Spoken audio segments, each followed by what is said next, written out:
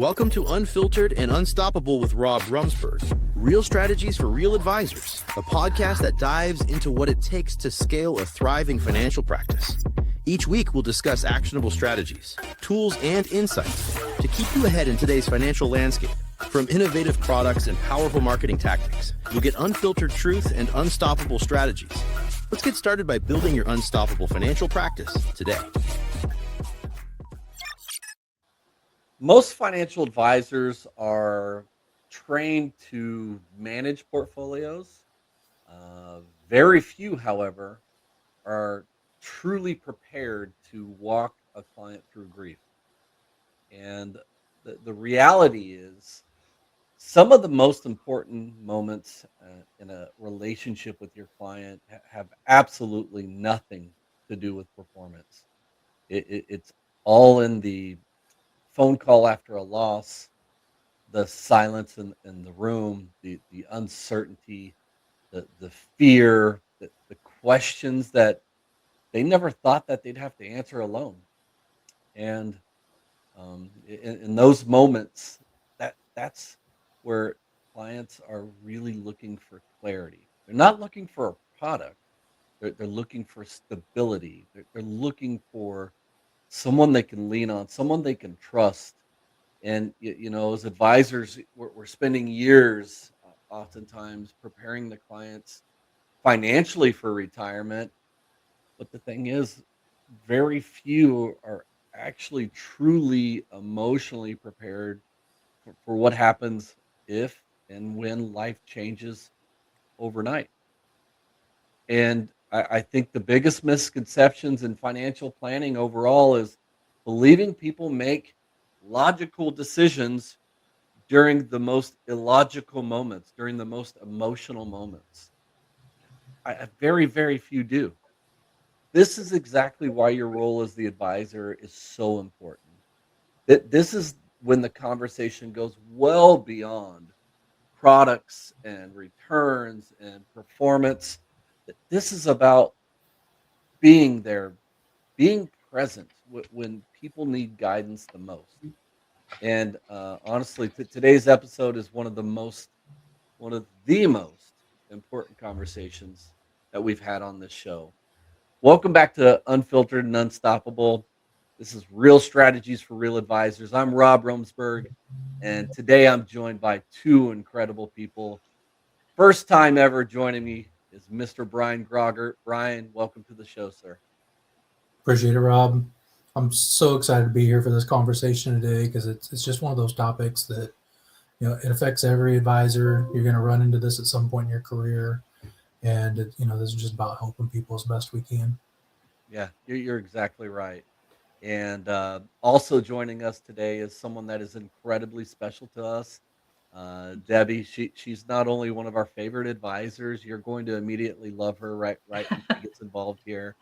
But beyond that, she has personally walked through the loss of a spouse herself. And that's exactly what makes her perspective so unique.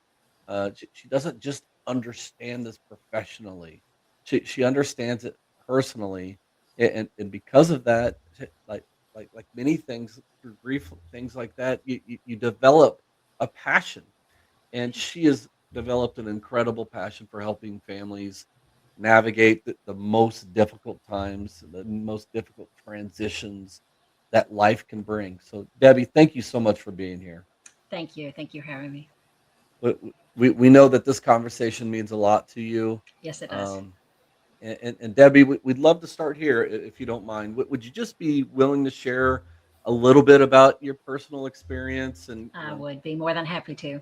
and Uh, more specifically how it shaped the way you now serve your clients? well, it's actually why I do what I do, because before my late husband died, I was in a completely different career. I was an educator for over 30 years and had planned to retire, probably around 2021, 2022. And then in 2017, my late husband very unexpectedly passed away.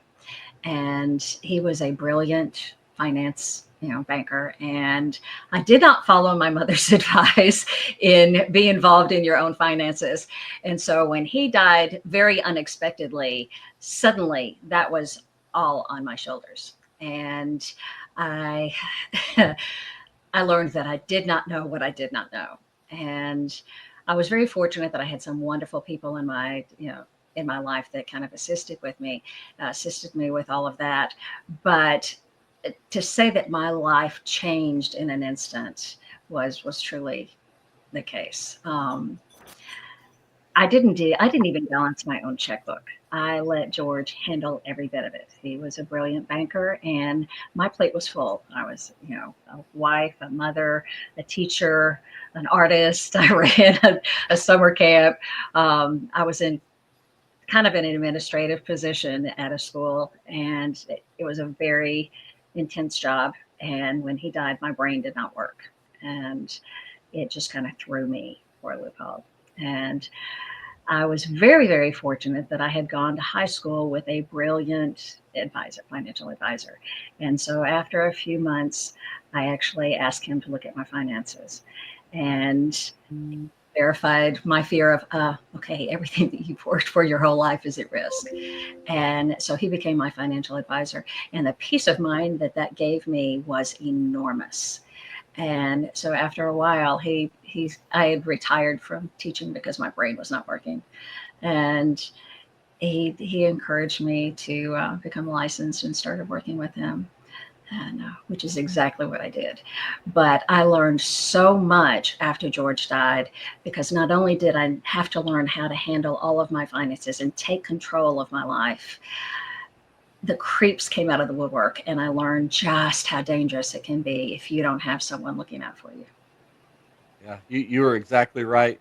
What's interesting is that BG and I had a conference call with one of our advisors that they've recently had some struggles with the do-it-yourselfers, high net worth Yeah. individuals. Exactly what you're saying is precisely what we were bringing up with them. Yeah. Like, we get it, Jim. Like, you are amazing, man. You've got it figured out.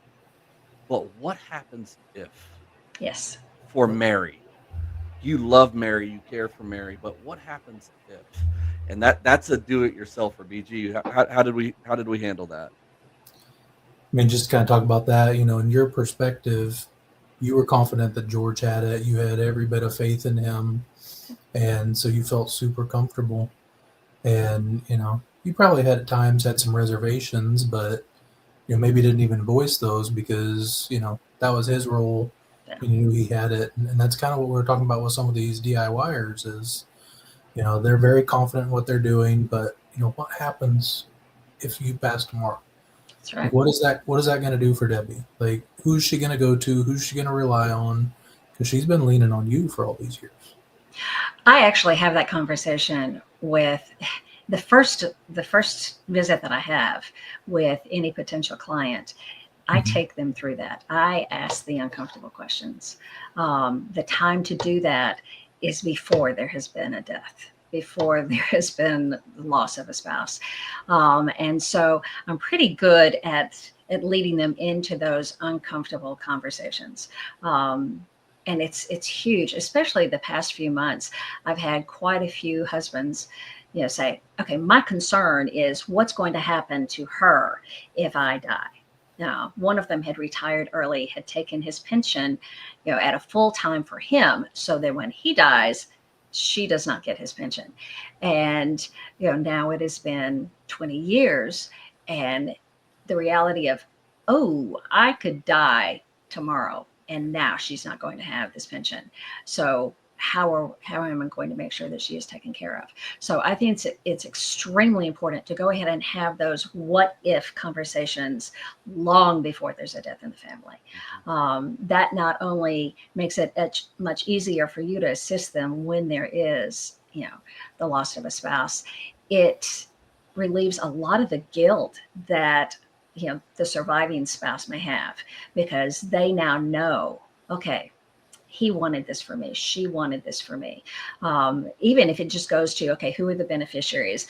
What do you want for your funeral? I have those difficult conversations with my clients on a pretty regular basis, especially if I'm assisting them with a will or a trust. Yeah. But if you don't mind, what do you personally remember about those first few days and weeks emotionally? Like where was your head at, It was, well, my initial thought was, I can't do this. I can't do this without him. We were married for over 37 years, and it was, I don't know where to begin with this. Thankfully, my youngest daughter stayed with me and kept me alive and made sure that I ate. But when I called it grief brain, because your brain just stops working. I'm a voracious reader. I inhale books, and I discovered that in trying to escape from the pain of all of that, I would just start reading books.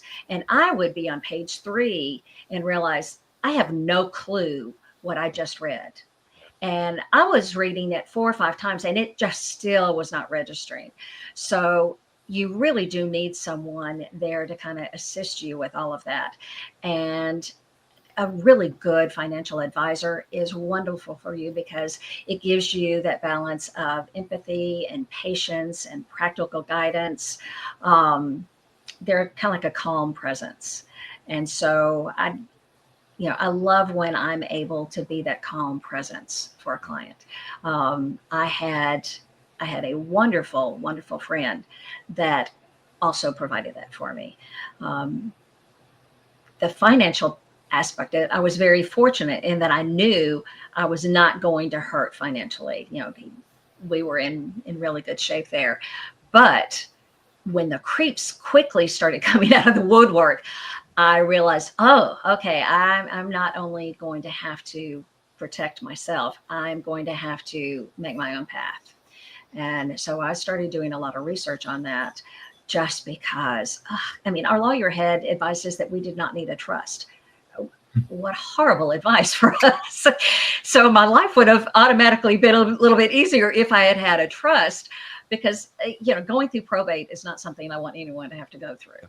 And so just the creeps came out of the woodwork. On the outside looking in, death can be uncomfortable. Meaning, I could see as an advisor, for those that aren't entirely comfortable with it, I'm just going to give Debbi some space here. I'm just going to let her figure it out.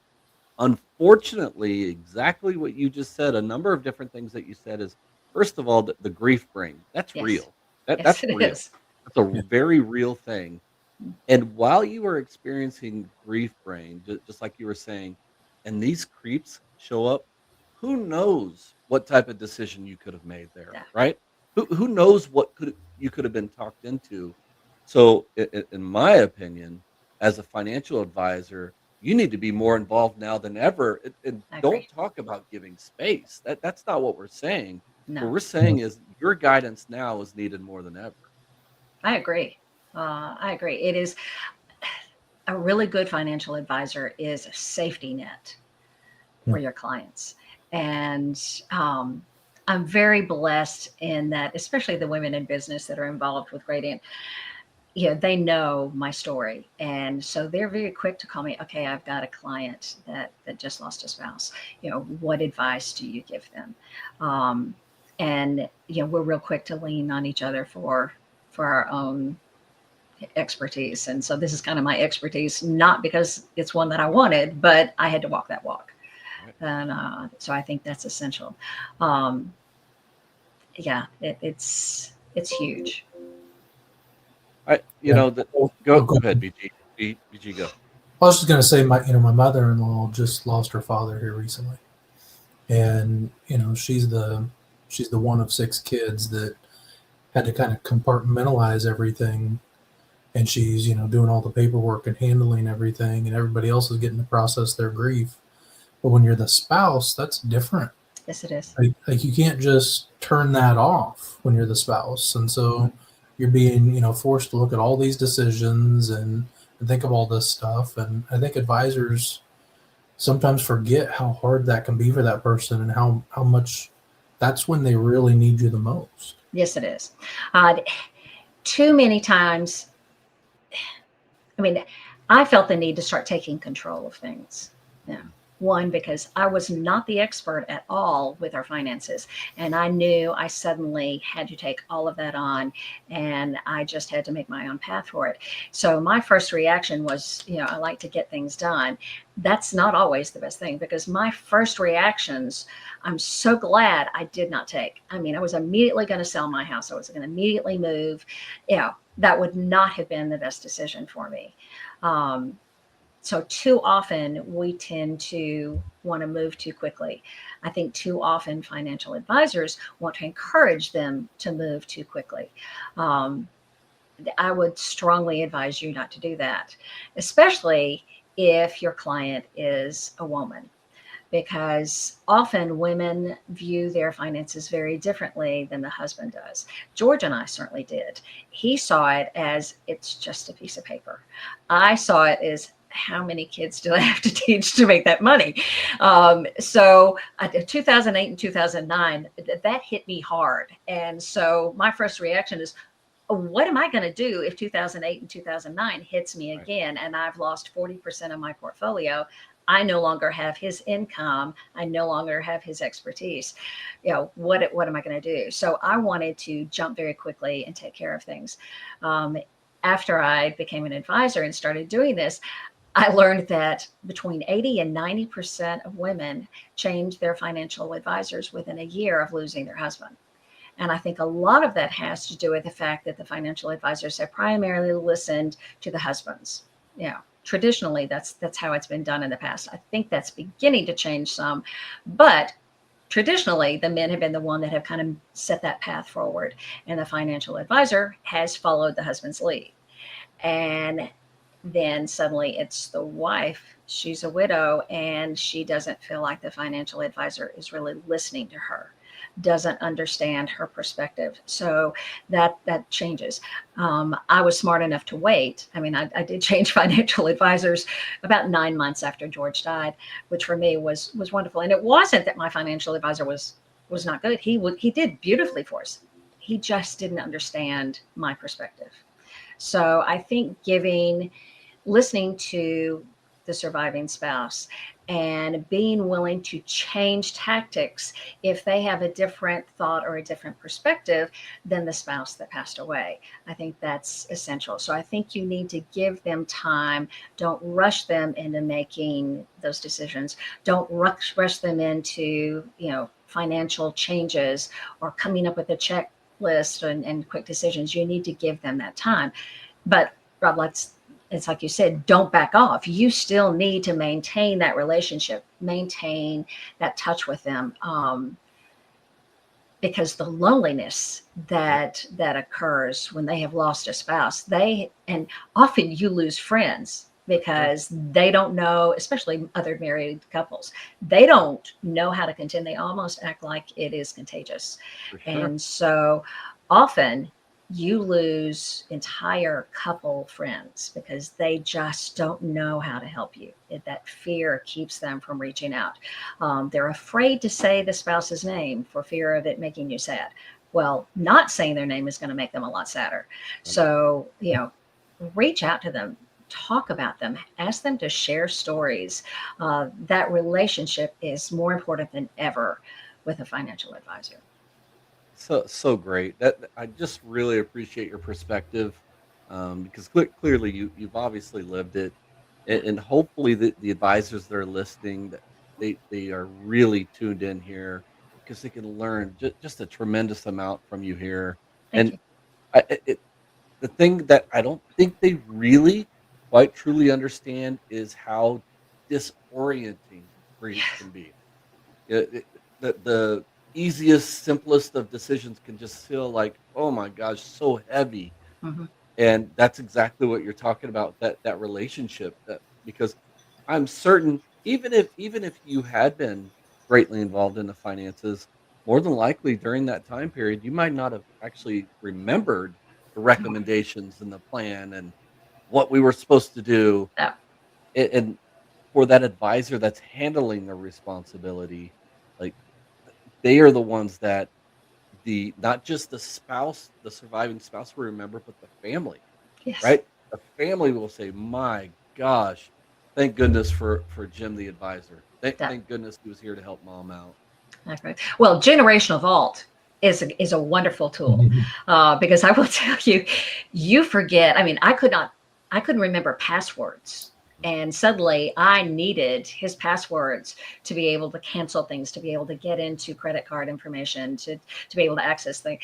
And I had no clue what his passwords were. If I'd had generational vault, if I'd had something like that, it would have made my life much easier. Your brain just stops working, which is why I retired from teaching. I mean, 3 months after he died, because my brain was not functioning enough to do my job well. And I knew that. I could not think of the simplest things. Which one of the tips that I've given other advisors is, as you're working with your clients, encourage them to keep a journal. Not only, I mean, listen, I wrote George a lot of letters on the journal. I've been to that way. I fussed at him a lot about having all of the CDs and albums that we had, but it also helped me keep track of what decisions I was making. I mean, the other day it dawned on me, I have no idea what I did with his wedding band. I mean, it's been 9 years. And suddenly I went, what did I do with his wedding band? I have no idea where it is. Uh-huh. You know, I could have given it to someone. I have no clue, because I did not write that aspect down. So I kind of say, encourage them to keep a journal so that they're keeping track of the decisions that they're making, and also the questions that they come up with, because, as you're not sleeping, your brain is running and you're coming up with a lot of, okay, what do I do now? And then you wake up the next morning and you think, okay, I know I had a great idea last night. What was it? So keeping a journal is a great way to helping them, actually kind of feel grounded. Yeah. And they've got that little, okay, I know that I need to ask my financial advisors these questions. So a journal is a great way to do that. It's a great recommendation. I'd be curious, Debbie, what would you say are some mistakes that advisors might unintentionally make when they're working with somebody that recently lost that spouse? I think because we are fixers, we like to come up with answers. I think too often financial advisors are real quick to say, okay, this is the perfect product that I need to move them in. It's going to solve the financial problem. And it probably is. I mean, in all likelihood, fiduciary's going to make the best recommendation for you, but it might not be the right time. They may not be ready for that emotionally. They may feel too rushed for it. They may feel like you are starting to take control of their life when they actually need to start taking control of their own life. Mm-hmm. So be patient with them and take baby steps.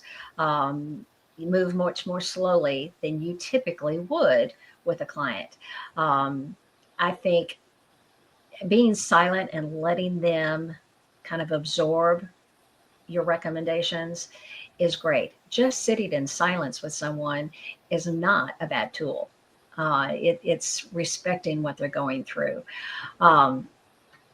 Give them that space to process. I think that's the biggest mistake that I've seen with financial advisors. They want to go in and fix the problem right away. That's really powerful. And you know what?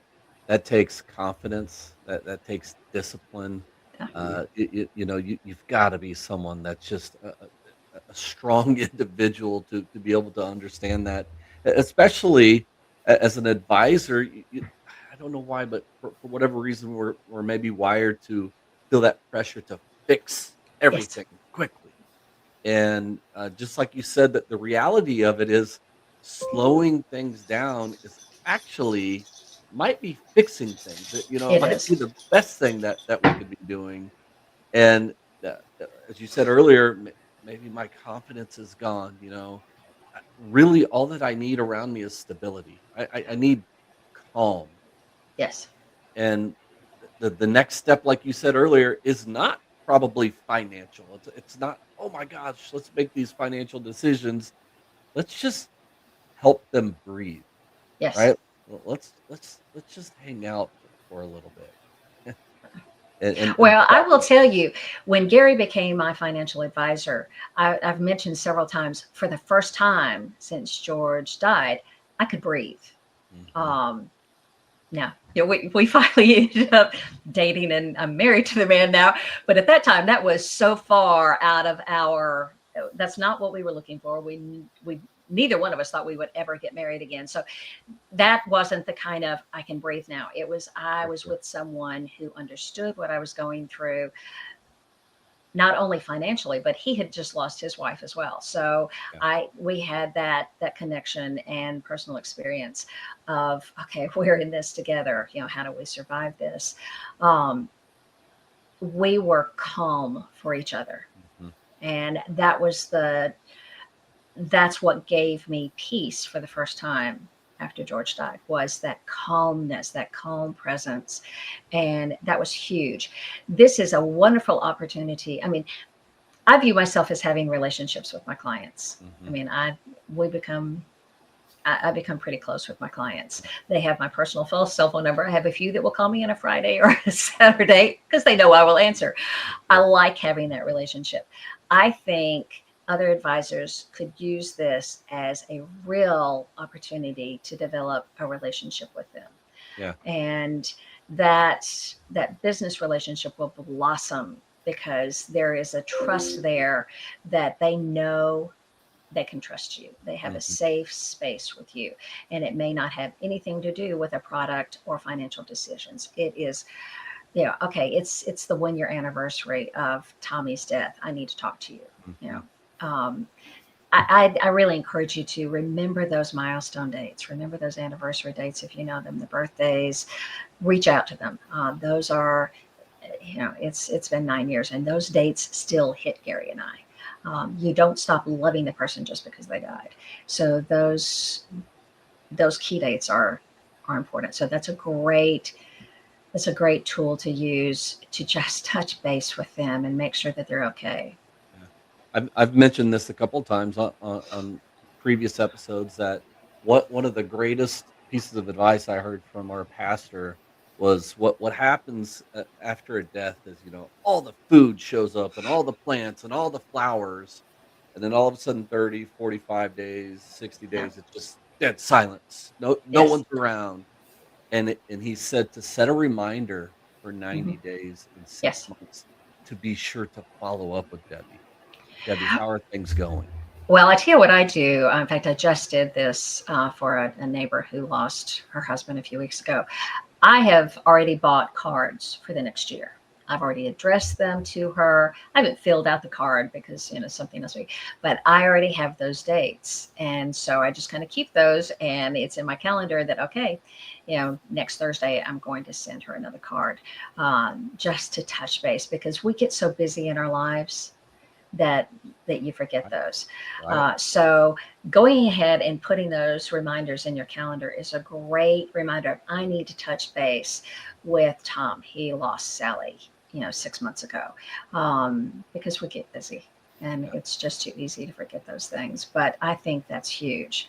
And it's just showing that you really do care about them. And don't mention anything finances. I don't want to meet with you to talk about your account. I don't want to, do an annual review with you. I just want to see how you're doing personally. Yeah. I So encourage you to do that with your friends too. 100%. The funny thing is like the food and all that stuff that was mentioned. I mean, I feel like a lot of times that's almost because as people we're awkward and we don't know how Yes. to deal with grief. Like we don't know how to really Mhm. really check in and be like, hey, how are you doing? Yeah. Yeah. So we do things like the food or the cards or the flowers as a way of compensating to show that we're there, but it may not be what the person needs in the moment. And as an advisor, that's different because then you also have a business relationship. So it's not just checking in, but you don't want to seem like the creep, like you mentioned earlier. You don't want to come across as, preying on their loss. Yeah. So it adds an extra complication to us being awkward anyway. I think that's why a lot of advisors don't reach out to them, because Yes. they're afraid that they're going to be thought of as opportunistic. Mhm. And, oh, I just want to get more business out of you, or I just want to make more money off of you. And so I think that they're reluctant to do it, not because they forget or not because they don't know how, but they just don't want to be misunderstood Yeah. in outreach. And And really what we want to provide the advisors that are listening today is guidance on exactly what you're talking about. Yeah. And as we've already said earlier, that the thing that you need to understand is that you don't need to have every answer immediately, right? No. And again, just being able to be there to slow down before any major mistakes, like selling your house, like you said, Yeah. are made, and making sure that you have a calm process in place, and why you have to have a, a greater understanding that actual planning, true planning, is not just investments. It's actually well and far beyond that. I Um, agree. and because just like BG just said, oftentimes we don't know where to start. Like I just don't. I've never lost a spouse before, Yeah. and it doesn't mean I'm not capable. I'm just like, man, I'm overwhelmed. Mhm. How did I even get here? Um, and this is kind of a nice transition, I guess. This is exactly why we created the guide for the advisors to use, which we just simply called the guide to help you through life transitions. And it is for you, the advisor, to be able to help your families and guide them through these moments step by step. And the point of this guide is not to solve everything at once. It's just simply there to help people focus on the next right step, because Yeah. we're just trying to help, right? Yeah. Well, that's why I have my book. Let's get into that. Talk about that.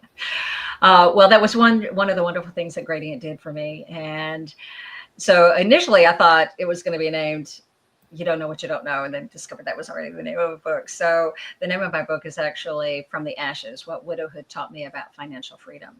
I like that Uh, so much better I do anyways. too. That's really good. And I've had some very sweet advisors that have said, "Okay, can I send a copy of that to my client?" If one of my clients passes away, I do send them one of those. And in my seminars, I typically give one of those away. As if they pay attention and answer the question correctly, they may. But it was healing for me to do that, Mhm. because it kind of confirmed why I do what I do. Um, I mean, that this truly is why I became a financial advisor. I feel very passionate about it. Yeah. And it's not just for women. I mean, right now, my own podcast, I'm kind of focusing on financial fearless finances for women, but the advice is just as good for the husbands as well, because there are just so many people out there trying to scam you, and there's so many people, and they may not even trying to scam you, they just may be giving you bad advice. There are a lot of YouTubers out there and a lot of podcasts that are spitting out recommendations that are not great advice. Mhm. So trusting your financial advisor to give you those good suggestions along the way is very important. One suggestion that I really also have is the majority of my clients are retirees, so they're older, and I encourage them to have their children involved in the conversations, because too often I'll have a spouse. I'll have inherited a client and I've never met their children. And then their parent dies, and their first question, okay, should I trust you?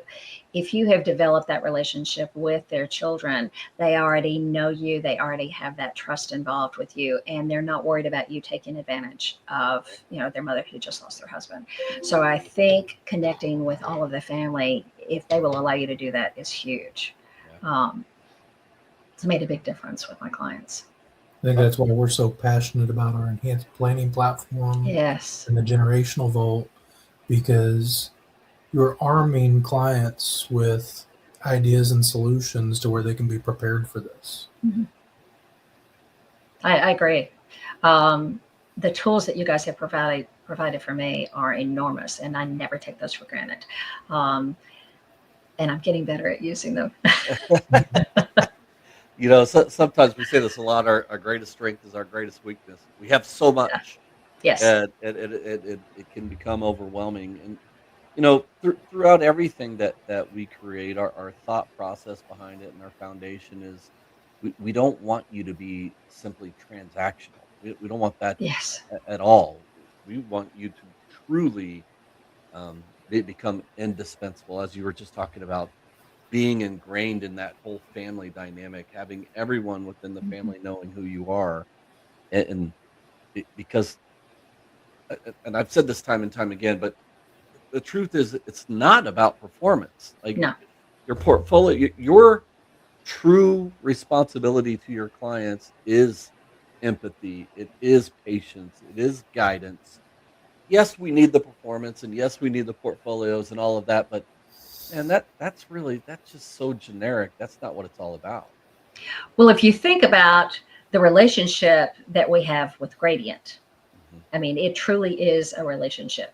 Yeah. And there is a trust there because, you know, they've got my back.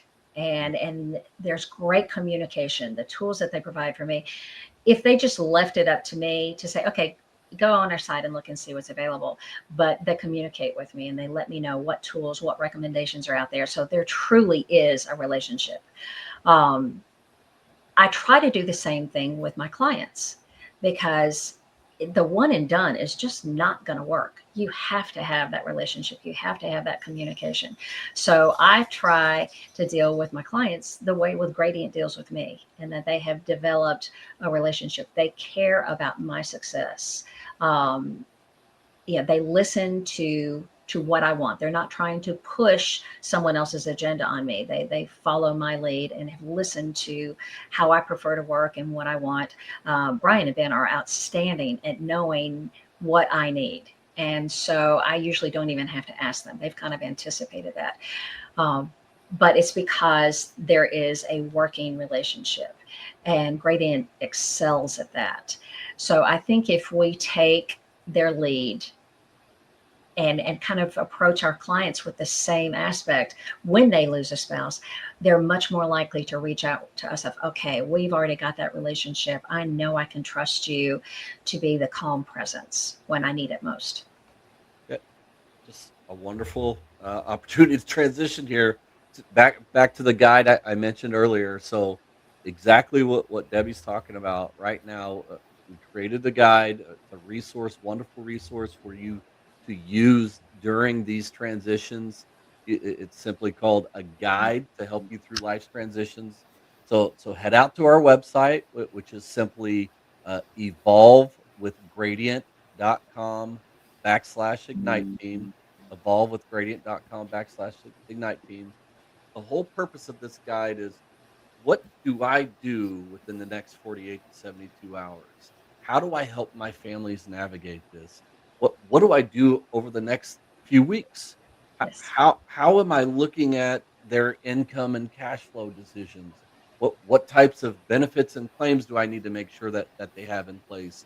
What about legal steps? And ultimately, the whole purpose of the guide is to help your clients rebuild the confidence that they need moving forward. Because, as we said earlier, we don't need more pressure here, No. and that's why and it's literally a 60-step process that you're able to help your client through. I'm thrilled that you guys have that. That's huge. I wish I had had that. I really wish I'd had that when George died, because I felt like I was kind of walking around in the dark sometimes. And that's exactly it. That the whole purpose of the resource is to make sure that your client understands they're not alone, Mhm. and to make sure that they know their advisor is there to help them every step of the way, because that's the impact that they'll never forget, that their family will never forget. You're right. It's enormous. I do also want to just kind of give advisors. It is very easy to get so emotionally involved. So you do need to also protect yourself, kind of Mhm. maintain boundaries Yeah. while being compassionate, because our emotional we are fixers, and so we have that, emotional outreach. We want to solve all of their problems, Yeah. and that can be very taxing. So you also need to protect your own emotional well-being while you're assisting your clients through this, because now don't be afraid to cry with them. Yeah. uh, but I'm not talking about the tears. Tears can be a very healthy thing to do. But For sure. if you get so emotionally involved in it that you're losing sleep about it, you might want to kind of step back and reach out to other professionals to assist you with it. For sure. Yeah. Well, and from what you just said there, it reminded me of something that I hear about marriages. And us as men, we are fixers by nature. And if Kelly comes to me and tells me, hey, I'm concerned about this, this, or this, a lot of times I'll instantly go into, here's some solutions. Yeah. She doesn't want that. No. She just wants to feel Say what's heard. your ear. Right? She wants to know that I heard what's going on and how she's feeling about it. And I think, you think about the men advisors that we all work with here and dealing with widows in particular, like, I think that's a key point is they're not necessarily coming saying, hey, show me a bunch of solutions. They're just saying, I want to know that if you're going to be my advisor, you understand me and how I'm feeling and what I'm hoping to accomplish and that I'm heard. You said it earlier, you want to feel heard. I agree. Well, I think that's why 80 to 90% of women change their financial advisors that first year. They don't feel heard. Yep. And back to what BG just said, my wife's been kind of going through some struggles with some family issues, and the other night when I got home, she was talking to me about it, and I was sitting there and I was listening, and I said a few I'm sorries, and man, that's really hard. And at the end of it, she said, "Thank you so much for talking with me." And I was like, I didn't say. I'm just sitting there, this August I'll be married 28 years. So 28 years later, Bravo. I think I have it figured out. Bravo. I will tell you, it gets better. I Yeah. mean, every year just continues to get better if you're doing it well. 100%. I will say, I have incredible taste in husbands. I have the best taste of any women I've ever met. I love it. You said that to me the other day, and I just can't stop thinking about that. I just love that. I'm pretty talented in some aspects. That's my greatest gift. I choose husbands really, really well. Oh man, that's awesome. But thankfully, George told me he had great taste in wives, and thankfully Gary has also said the same thing. So I hopefully love it. it's some mutual admiration. I love it. Well, the time has just absolutely flown here. BG, do you have any last minute pieces of advice or anything you'd like to share with us before we wrap up here? I don't. I mean, I feel like we brought Debbi on because she's the expert. Mm-hmm. And so I would just, if there was like one nugget that you thought we needed to leave everybody with, Debbi, what would be the biggest thing they should take away from today? Patient communication. Just ongoing. It is not a one and done. And as long as you're focusing on listening to their concerns and helping them take those baby steps to make the right decisions, and then reaching out if you see the red flags, if you see someone taking advantage of them, if you've already got that relationship, they're going to be quick to call you and say, okay, someone just wants to do this. What should I do this or not?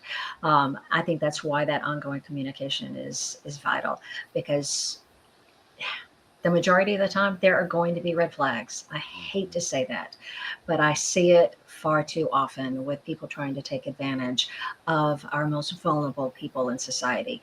And those are the people that have lost a loved one. Those are the most vulnerable people we have. Yeah, you're right.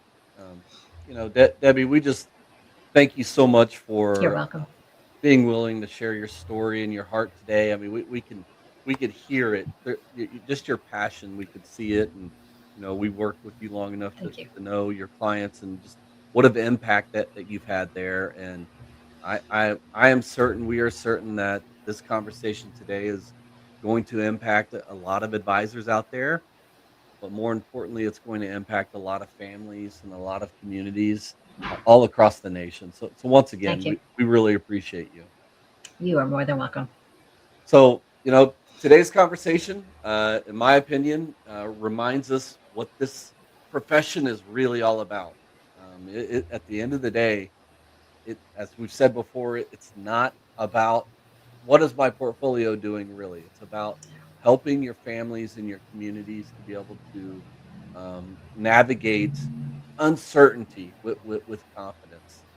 And for those of you that are truly leading with empathy throughout these types of transitions, you are the ones that are going to win your communities over, and we appreciate you. And I always like to end each podcast with this, to a thank you, because advisors like Debbi, you don't hear it enough.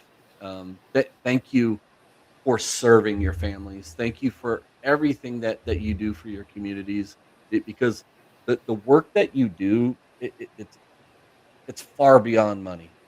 You are making generational impacts, and this conversation today is an absolute reminder of that.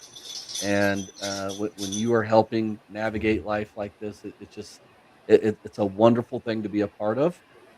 And so for those that are listening, be sure to follow, subscribe the podcast. Most importantly, be sure to share this episode with those that need to hear it, specifically with those within your firm, because the stronger your communication, the stronger the care, the leadership is inside the firm, it's going to make a greater impact for the families we're trying to serve.